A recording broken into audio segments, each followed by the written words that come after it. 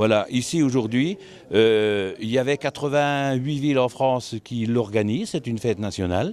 Et aujourd'hui, on présente 2640 feuilles de timbre, avec donc avec une catégorie hors classe en cours d'honneur, donc de la présentation sur la compétition, et tout le reste, ce sont les amicalistes de Saint-Dié et des Vosgiens et des environs, quoi, qui ont présenté leur timbre qu'ils avaient envie de présenter.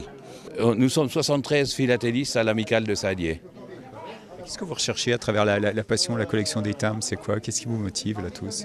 Les connaissances, l'histoire, la géographie. La collection, c'est un tempérament. C'est un tempérament de chercheur.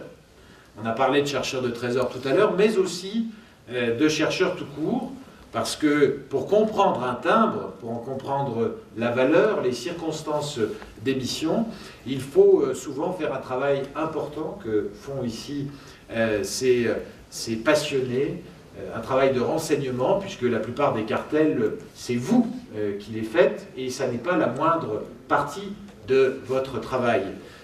Et ce travail de chercheur, il est certes différent, mais il est comparable à celui qui parfois guide des historiens, des géographes. Philippe, ça représente quoi pour les philatélistes, ce timbre du premier jour? Alors ce timbre du premier jour, c'est toujours un événement, puisque ça correspond au lancement d'un timbre. Et pour les philatélistes, ça a vraiment une résonance très particulière. Alors, cette année, le thème, le thème, c'est la valse, hein, donc c'est la dernière étape du thème des thèmes de la danse, hein, qui a commencé en 2015. Et donc ça a lieu dans 50 villes en France. Alors, donc là, aujourd'hui, vous vendez des timbres, vous pensez en vendre combien? Je ne sais pas, je verrai bien combien. Il y a ceux qui se vend 6 milliards de timbres par an. Donc aujourd'hui, ça représentera une petite partie dans cette... 6 milliards de timbres pour les collectionneurs ou aussi pour envoyer du courrier? Non, dans l'ensemble. Et quelle valeur ça a, ces timbres, en fait, si on veut les revendre après? Alors ça dépend du nombre de timbres qui sont écoulés, qui sont édités et vendus. Donc un timbre qui est édité en petite quantité prendra de la valeur. Ces timbres-là sont vendus en grande quantité, donc ils évoluent très peu en fait. Saint-Dié a eu l'honneur d'avoir le premier jour avec le timbre Jules Ferry qui est sorti en 1951 avec un cachet spécial. Le timbre pour lui-même, on ne peut pas dire qu'il ait une grande valeur. C'est un timbre qui est coté aux environs de 3 €, hein, parce qu'il a été sorti quand même en grande quantité. Par contre, la carte premier jour officielle, c'est-à-dire avec le portrait de Jules Ferry, est coté 225 € sur le catalogue de France d'Hiver Étellier. Voilà, aujourd'hui, il y a des gens qui achètent les timbres, les cartes premier jour, et puis ils se les envoient ensuite chez eux.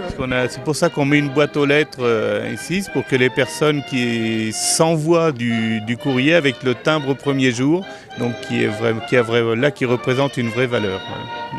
Au-delà du timbre à date premier jour qu'on peut avoir aujourd'hui, vous avez la date d'émission du timbre et de fabrication de la planche. Alors, là, il a déjà été enlevé parce que les collectionneurs sont friands de cette date. Là, vous avez donc la date d'émission qui figure ici. Voilà. Quel est l'intérêt d'acheter une plaque comme ça, une feuille de 30 timbres? Chaque collectionneur choisit son thème. Donc pour certains, ce sont les timbres à l'unité. Pour d'autres, ça va être le coin daté, donc les 4 timbres du coin. Et pour d'autres, ce sont que des planches entières. Voilà, c'est juste un choix personnel. Ça fait un gros budget quand même. Ça peut faire un gros budget, tout à fait, oui. Enfin, c'est bon pour les affaires de la Poste, là.